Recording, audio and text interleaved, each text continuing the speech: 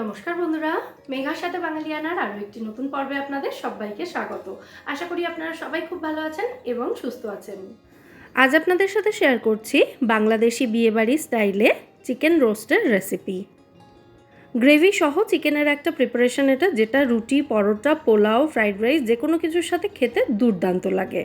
আর রেসিপিটা কিন্তু ভীষণ সহজ একটা রেসিপি। তাহলে চলুন আজ এই চিকেন রোস্টের রেসিপিটাই দেখে নেওয়া যাক।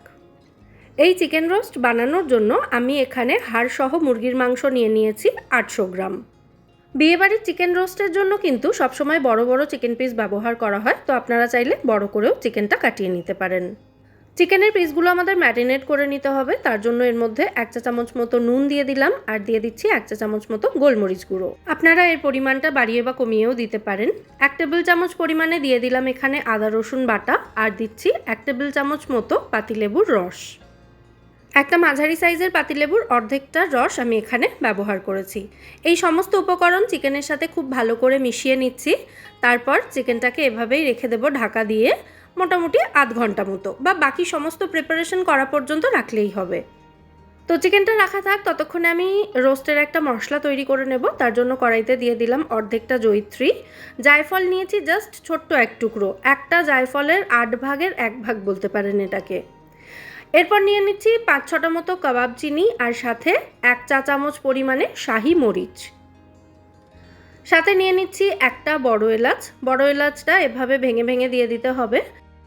6-7টা মতো নিয়ে নিচ্ছি এখানে লবঙ্গ। 2টো ছোট এলাচ নিয়েছি, আর নিয়েছি এখানে 4 টুকরো দারচিনি। যে পরিমাণ মশলা আমি এখানে ব্যবহার করছি তাতে এরকম চিকেন রোস্ট দুবার তৈরি করা যাবে। বাকি যে মশলাটা থেকে যাবে, মানে আজকে চিকেন রোস্ট বানানোর পর যেটুকু মশলা থেকে যাবে সেটুকু মশলা আপনারা এয়ারটাইট কন্টেনারে ভরে স্টোর করে রেখে দিতে পারেন। মিডিয়াম ফ্লেমে রেখে 1.5 থেকে 2 মিনিট সময় নিয়ে মশলাগুলোকে আমি শুকনো কড়াইতে ভেজে নিয়েছি। এবার এগুলোকে ঠান্ডা করে গুঁড়ো করে রাখতে হবে। তারপর ওই একই কড়াইতে আমি এখানে 4 থেকে 5 টেবিল চামচ মতো তেল দিয়ে দিয়েছি, আর এর সাথে 2 চা চামচ মতো ঘি দিয়ে দিচ্ছি। ঘিয়ের ফ্লেভারটা এই চিকেন রোস্টে খুব ভালো যায়, তাই সামান্য একটু ঘি ব্যবহার করার চেষ্টা করবেন। তেল এবং ঘিটা ভালো মতো গরম হয়ে যাওয়ার পর এর মধ্যে ঝিরিঝিরি করে কেটে রাখা পেঁয়াজ দিয়ে দিয়েছি। আমি এখানে 2টো মাঝারি সাইজের পেঁয়াজ ব্যবহার করছি। পেঁয়াজগুলো একদম ব্রাউন হওয়া পর্যন্ত ভেজে তুলে নিতে হবে, মানে পেঁয়াজের বেরেস্তা তৈরি করে নিতে হবে। দেখুন পেঁয়াজগুলো ভালো মতো আমি ভেজে নিয়েছি। এবার এগুলোকে খুব ভালো করে তেল ঝরিয়ে তুলে নেব।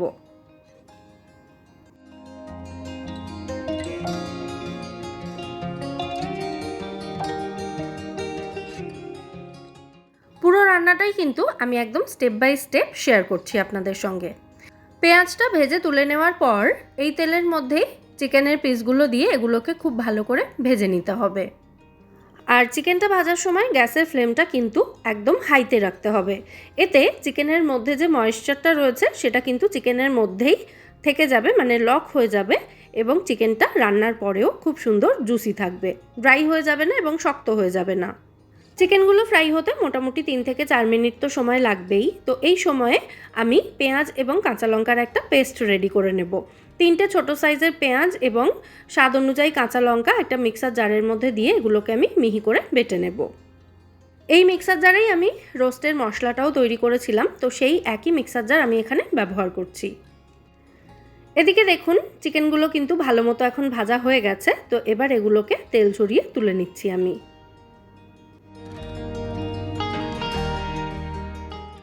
এরপর চাইলে আপনারা এই তেলের মধ্যে গোটা গরম মশলা ফোড়ন দিয়ে তারপর পেঁয়াজ লঙ্কা বাটাটা দিয়ে দিতে পারেন। তবে আমি এখানে কোনো ফোড়ন ব্যবহার করছি না, কারণ রোস্টের যে মশলাটা ব্যবহার করা রয়েছে তাতে অনেক রকমের মশলা রয়েছে, তাতেই কিন্তু খুব সুন্দর ফ্লেভার আসবে এই রান্নায়।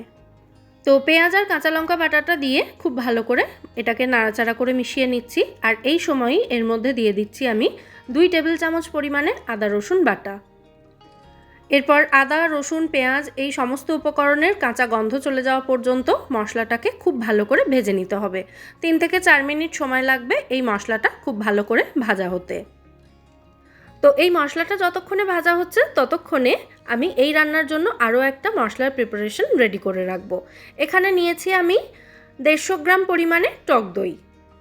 দইয়ের মধ্যে চিকেন রোস্টের মশলাটা যেটা বানিয়ে রেখেছিলাম সেটা দিয়ে দেব 2 চা চামচ মতো। মশলাটা অর্ধেক ব্যবহার করলাম আর বাকি অর্ধেকটা রেখে দিচ্ছি। তো দইয়ের সাথে এই মশলাটাকে প্রথমে ভালো করে মিশিয়ে নিচ্ছি। এরপর এর মধ্যে দিয়ে দেব কাজু কিশমিশ বাটা। 6-7টা গোটা কাজু বাদাম সাথে 6-7টা মতোই কিশমিশ আমি একসঙ্গে কিছুক্ষণ জলে ভিজিয়ে বেটে নিয়েছিলাম। সেই কাজু কিশমিশ বাটাটাই এখানে আমি ব্যবহার করলাম। দইয়ের সাথে এই মশলাটাকেও খুব ভালো করে মিশিয়ে নেব। কিশমিশ বাটাটা অবশ্যই ব্যবহার করবেন, তাতে কিন্তু গ্রেভির টেস্টটা জাস্ট অসাধারণ হয়।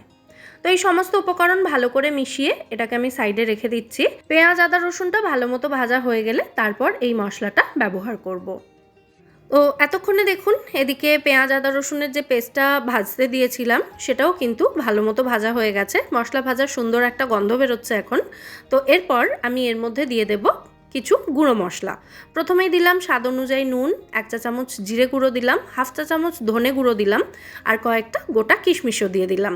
এটা কিন্তু একেবারেই অপশনাল, কিশমিশটা এভাবে গ্রেভিতে ব্যবহার করাটা। তবে আমার ভীষণ ভালো লাগে তাই দিলাম, আপনারাও ট্রাই করে দেখতে পারেন, মন্দ লাগে না কিন্তু। সমস্ত উপকরণ একসাথে কিছুক্ষণ আমি ভেজে নিয়েছি। এরপর এর মধ্যে দইয়ের যে পেস্টটা রেডি করে রেখেছিলাম সেটা দিয়ে দেব, মানে দইয়ের মিশ্রণটা। খুব ভালো করে নাড়াচাড়া করে সমস্ত উপকরণ একত্রে মিশিয়ে দিতে হবে। মশলাটা কষানোর সময় এর মধ্যে দিয়ে দিতে হবে 1 টেবিল চামচ মতো টমেটো সস। এই রান্নায় আমি আলাদা করে কিন্তু চিনি ব্যবহার করব না, কারণ এই টমেটো সস, কিশমিশ বাটা এগুলোতেই কিন্তু রান্নাতে মিষ্টত্ব চলে আসবে এবং টক দইয়ের টক ভাবটাও ব্যালেন্স হয়ে যাবে। তো আলাদা করে চিনি দেওয়ার প্রয়োজন হবে না। তবে আপনারা গ্রেভি টেস্ট করে দেখে যদি মনে হয় একটু মিষ্টি দেওয়ার প্রয়োজন, একটু চিনি দিতে পারেন। যাই হোক, এবার কড়াইটাকে ঢাকা দিয়ে মশলা থেকে তেল ছেড়ে আসা পর্যন্ত এই মশলাটা কষাতে হবে। একটু সময় নিয়ে মোটামুটি 7-8 মিনিট মতো আমি এই মশলাটাকে কষিয়ে নিয়েছি ঢাকা দিয়ে দিয়ে। এখন দেখুন মশলা থেকে কিন্তু খুব সুন্দরভাবে তেলটা ভেসে উঠেছে। তো আরও একবার এই মশলাটাকে ভালো করে নাড়াচাড়া করে মিশিয়ে দিয়ে এরপর এর মধ্যে দিয়ে দিচ্ছি আমি ভেজে রাখা চিকেনের পিসগুলো।